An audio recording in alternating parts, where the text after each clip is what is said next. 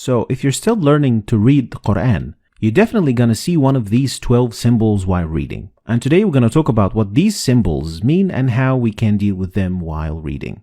We're going to start with the first one. And it's a symbol that looks like meme.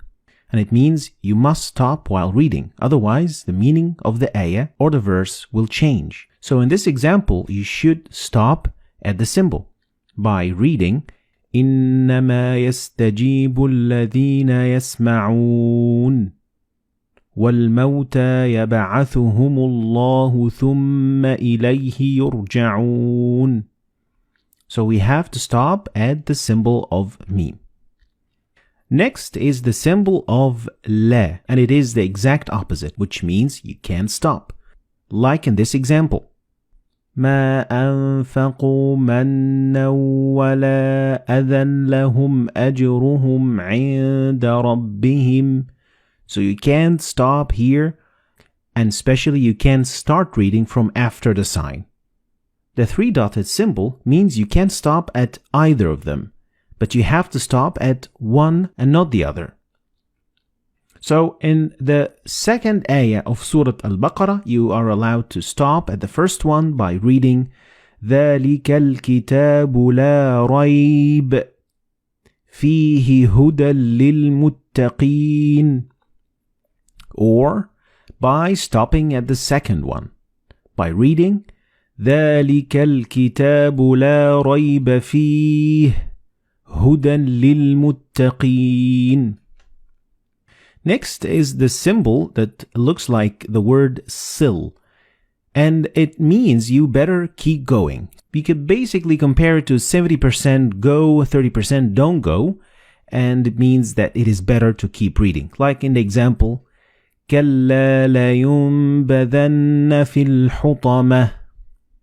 Next is the symbol of qil, which is the exact opposite of sil, and it means it is better to stop. So 70-30% to stop or to go. Like the example, وَأَيَّدْنَاهُ بِرُوحِ الْقُدُسِ أَفَكُلَّمَا جَاءَكُمْ رَسُولٌ. So it is better to stop at the sign. Next is the sign of Jim, and Jim gives you 50-50 percentage of going on stopping. They are equally the same. Like in the example, فَسَبِّحْ بِحَمْدِ رَبِّكَ وَاسْتَغْفِرْهِ إِنَّهُ كَانَ تَوَّابًا. Or you could just keep reading and it would be equally good. فَسَبِّحْ بِحَمْدِ رَبِّكَ وَاسْتَغْفِرْهُ إِنَّهُ كَانَ تَوَّابًا. Now let's talk about the other 6 symbols. And the first one is a symbol that means sujud or prostration. And in total there are 15 of this sign. And each time you see it and after you read the verse, you have to do sujud. So after reading the ayah, you will prostrate for God.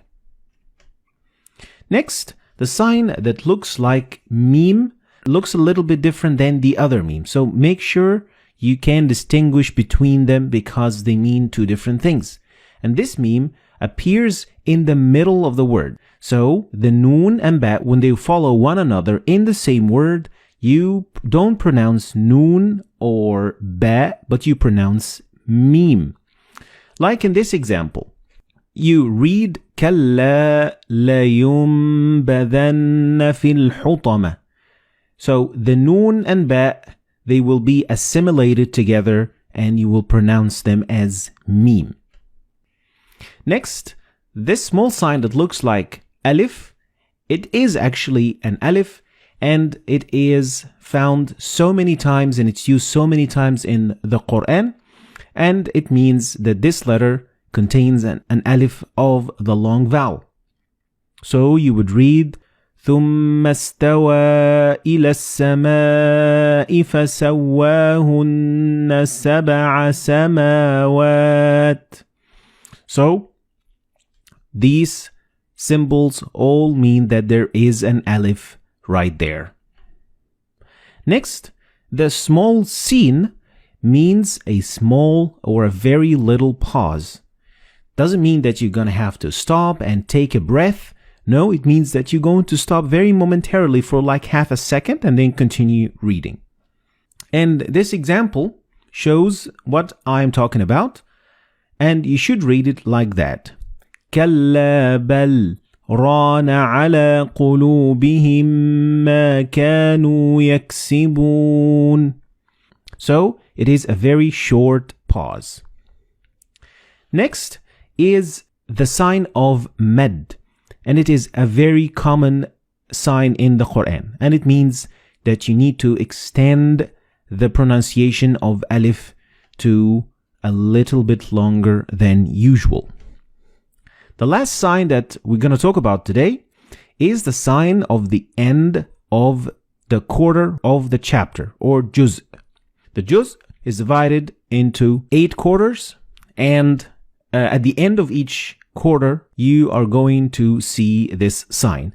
It doesn't involve any change in pronunciation, and it doesn't affect anything of what you say whatsoever. So it is just for the division of the Quran. So these were the 12 signs that you are going to see in the Quran. And here I'm going to give a quick summary of what these signs mean. Try to remember them, and of course the best way to learn them is by reading a lot of Quran, because practice makes perfect. So this, ladies and gentlemen, is going to be the end of today's lesson. I hope you've learned anything new today. If you did, like and share the video for other people to learn from it. And I'll see you next lesson.